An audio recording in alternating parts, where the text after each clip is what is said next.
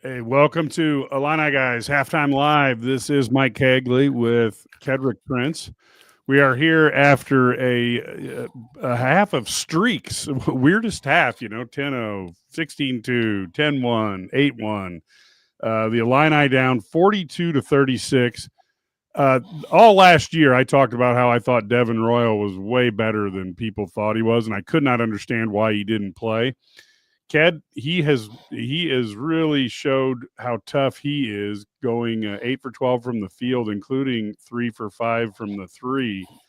This is the Devin Royal that we thought that Ohio State was getting last year, and boy, he has had a heck of a half. And Morez Johnson has countered with a double double in the first half: 10 points, 10 rebounds, and the Illini are down by 6. Your thoughts? You're right. I mean, it's hard to get frustrated right now with the way Illinois is playing. I mean, they're not shooting the three ball great, but you're right. Devin Royals having a great game, and to be honest with you, Illinois is not playing bad defense. Ohio State, they're making shots, and we can all sit and overanalyze it and nitpick every little thing, but at the end of the day, you have to make baskets, and they're doing it. I mean, they're shooting what is it? The Ohio State 16 of 37 from the field. They're shooting 43% from the field, and they're shooting 55% from three. They're 6 of 11. Illinois is 3 for 15. And to be honest with you, I'm not really even upset about Illinois' 3-point field goal attempts because they're good looks. They're just not going in. I mean, they're not forced shots. I didn't see Kylan Boswell watch any shots ring. They're not making shots. And, I will say this, though, having the Beasage does make a big difference. There was a couple times, Thornton was going to go to the basket, and he saw Beasage, and he turned around and went the other way. But they have to make shots, just like Ohio State. They have to make shots. And Illinois is playing, again, it's not their defense. They're making contested shots. Beasage is a game changer for them. I'll say it, and I'm not going to change my mind.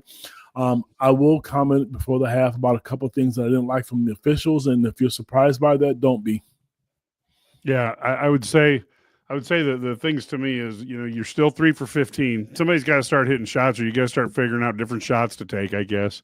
And then the other part is Illinois is down 12 to 3 in points off of the turnover, and Illinois they have 8 turnovers. Ohio State only has 3. It's just something Illinois is going to have to take care of the basketball. The other thing I'm kind of disappointed in, we talk about how athletic this Illini team is, and they have no fast break points. And I know that Ohio State's very athletic, and Ohio State is not trying to allow Illinois to get out on the break. But, man, every once in a while, just pushing the ball down the court and making, stretching the defense a little bit, make them maybe know that they've got to go back a little bit and they can't crash the boards offensively. I think that would be nice to see Illinois do something along those lines. They're rebounding well enough with a 22 to 17 advantage.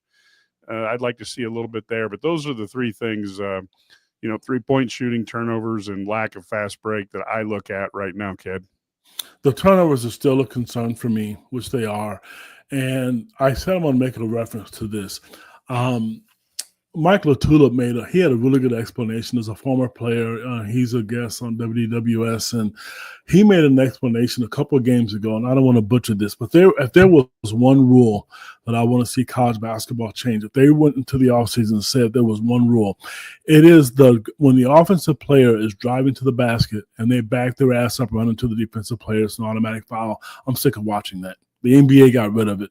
And I'm telling you, it's at a huge disadvantage because if you're dribbling the basketball and you just decide to just stop and run backwards, there's nobody in the world could defend that. I don't care if it's LeBron James or Michael Jordan or Shaq or Kareem Abdul-Jabbar. You can defend that, and you can't play defense. That is one rule that's sickening to me. It's horrible. Kids are put in a bad position. Like I said, the NBA doesn't do it. They got rid of it because they knew it was tougher. You can't play defense in this. I don't like that part of it. And there was one call, I forget who the official was, when Ivica went to the basket. I didn't see it live. I know he ran down the court because he got hit on the arm. When they showed it in slow motion, the official saw the same thing we did. I'm really sorry. You're not going to make a shot if you're shooting it and you're getting hit on the arm. I'm just sorry, and I don't know why that wasn't called, and so I'm going to give Visage a pass on that because at first I was kind of concerned, like, man, missing layups. But when kids run down the court and they're getting hit, they're not calling it. And there was one time, I've been tough on Kylan Boswell. He walled up on a guy, and the guy runs into you. You just fall backwards and you scream in college basketball, you're going to get a foul. Illinois needs to start doing that. They just do. And it's not affecting the game. I just don't like the way the game is officiated in today's game right now at all. So Illinois got to make shots. That's the bottom line. And, Ohio State is making shots, and they're lucky to be only down, 6 or 8 points? I mean, they're very lucky that they're down that many, and because you've not had a great shooting performance, and they started Drayvon Gibbs-Lawhorn, and he only played 7 minutes due to foul trouble. So right now they're going to be okay, but they have to get a stop, and they have to somehow control Royal because he is having a monster game, and we just got to hope the second half he doesn't come out and do what he did the first half. Well, especially when you take a look at, their shooting percentage drops down tremendously when you take out his 8 for 12. Illinois' defense, I would argue with folks who are saying the defense is bad. I would basically say one guy is playing very effectively. Yeah, that's it. And I think Illinois is contesting shots. That's really what you do. You're not going to block every shot. You're not going to stop a guy from shooting. But if you contest every shot, you knock their percentage down, by 50%. And I think Illinois' defense is relatively good. I guess the other thing from watching the first half, I really thought that with a little bit more open space with Tomislav coming back, I thought we would see Trey White have the opportunity to cut to the basket and get a few opportunities. He's only taken 1 shot. Now, he did get a couple rebounds, but from an activity standpoint, I thought it was an interesting half. Rickhouse had 2 rebounds, but, he had a critical one there when he got the offensive rebound, did the cross-court pass to KJ, and then KJ sent it over to Boswell for the 3. That was the type of movement that you like to see, where you get a guy shooting the 3 with his feet set. The only thing that could be better is if you get the ball directly from the post, where you don't even have to change your shoulders at all. But I thought that extra pass was what Illinois needs to do more of as well. If you're going to insist on shooting threes, take that extra pass and get the open ones. I agree, Mike. And there's, and defensive Illinois, I said this at the start of the halftime show. I don't have any complaints about the shot selection. KJ's had some really good shots that went in and rolled out. The turnovers are still a concern. They have 8. He has 3 of them. And he has to get better in that department. He just really does. But on the flip side, he has 5 assists. But when you take it away from those and those turnovers, they kind of, they're null and void. So to me, right now, he has that up. And like I said, I'm not disappointed with his shot selection today. I would like to see Trey White get more looks to the basket. And we need to really, really just give Marez Johnson some credit. Man, he is growing up right before our eyes, and somebody's going to get their spot back. I mean, I like the lineup that they went with today. I do. I think, Drayvon's got a couple of foul problems, and he had 2 fouls, But right now, I like this group because Marez is seriously becoming one of the best freshmen in the Big Ten. I mean, we talked about what Wells doing, but like you mentioned, Marez has a double-double, and he's not a horrible free throw shooter. He's not great, but he's gotten better with it, and he's getting his minutes. I mean, there's a spot for him in this lineup, and whether it be Kylan Boswell or Ben-Hum Rickhouse who don't get the spot back, I like to see Draven keep his, second half. Hopefully they get him going, but keeping Marez in that lineup gives him a totally different look, and I like the back that Visas can pass to him in the high-low. Marez is able to go get it.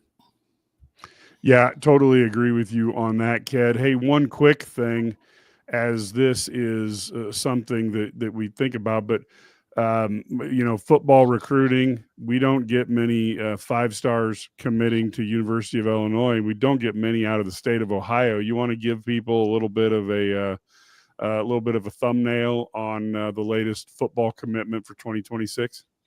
Well, I'll tell you what, man, today, and this was kind of, I want to say it was a kind of a surprise for the Illinois fans out there to know that, Illinois got a a 5-star commitment out of Ohio, which says a lot when you look at the Ohio State, a team that just won a national title, that they went out and got Victor Singleton, who was a 5-star. And every publication is different, so don't at me and tell me he's a 4 or 5. When you send me a 4, I'm gonna send you a 5-star where they have him somewhere else. The big thing is Illinois went out and they literally beat Ohio State, Michigan, and Oregon, and Texas A&M for a 5-star defensive back. Illinois football is just, they're on a tear right now. So, huge commitment, and they're not done. This 2026 kid, the kid's going to be keeping him because I've already heard rumblings that Ohio State fans are just livid, which I don't blame them for losing a kid in their backyard. But you got to understand, that happens all over the place. I think people are having a culture shock, Mike, because it's Illinois, because they're losing kids like Jacob Alexander was another kid who went toe-to-toe. Illinois went toe-to-toe to Michigan and won. Illinois football is relevant. So the people who think that it's not relevant anymore, you better get off get your blinders off. And, this isn't the 70s anymore. This football program is going to be around for a while. Kudos to them. This is the highest ranked recruit Bielema's had, I believe. Definitely a top 15, top 20 prospect in the country. So huge for the football program. Yeah, this is a big one. So we thought it would be poor to not mention that. I know it's the middle of a basketball game, but man, and we're hearing, that the coaching staff is feeling very confident. So we're even having an opportunity to grab more. And of course, it is so critical this year to see if they can hit the 8-win level, which gives you 2 years in a row of that. And obviously, if they were to get to 10 wins, it would be amazing because Illinois football program has never had back-to-back double-digit wins. And what typically Brett Bielema is doing is very similar. He started this a few years ago, but very similar to what Ohio State did last year. They look at bringing back contributors that are important, keeping them in the orange and blue.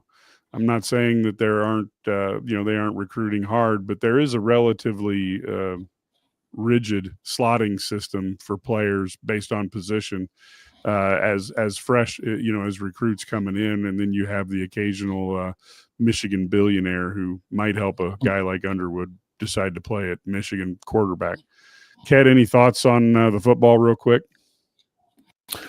Just that they're not done. Right now, football is premium recruiting it's at an all-time high right now with the buzz. They're in on the top 3 players in the state, which you are, if you're an Illinois fan or you're an Illinois follower alumni, you got to be happy about. Bielema and his staff is working every day. You look on social media, you see one of those coaches in a different state. They're in on these kids and they're working these players. They want the best players to stay home, and then they go out of state to get kids, and these kids are recruiting other kids. So, Mike, it's really, really interesting. It's good to see. It's good for the program, and it's good from a national standpoint. Like I said, as well as I do, 5-6 years ago, Illinois they were not going to beat Ohio State or Oregon for a recruit. They were barely touching Iowa and Wisconsin. Now it's like I'm expecting it, and that's what you want. And you see the same thing with Brad Underwood's basketball team and Shauna Green's women's basketball program. We talked about the football, but Shauna Green has one of the top coaches in the top recruiting classes in the country right now. So having said that, I look at this whole thing and I look at the way things are going for the University of Illinois, Mike. They're just in a good spot right now. I'm going to be honest with you, man. And it's good to see. But right now I know the basketball program is not where people really want it to be because they've struggled. But you got to keep in mind, man, they've not had a full roster yet, and they're getting it. Visage is going to be back, and they'll gel with him. They're a better team with him. He makes them better. Yep. Well, folks are just about ready to go back to game time. We are going to exit the halftime, and of course, we will be back probably 20 to 30 minutes after the game, and we will be talking about Illinois versus Ohio State. We'll be back after the game's over. This is the Run My Own Business dream. This is the colleges paid for dream. This is the retire early dream. This is Busey, where your dreams and possibilities become moments through trusted guidance and expertise, through lifelong relationships. Because we're here to help you achieve the life you've always envisioned.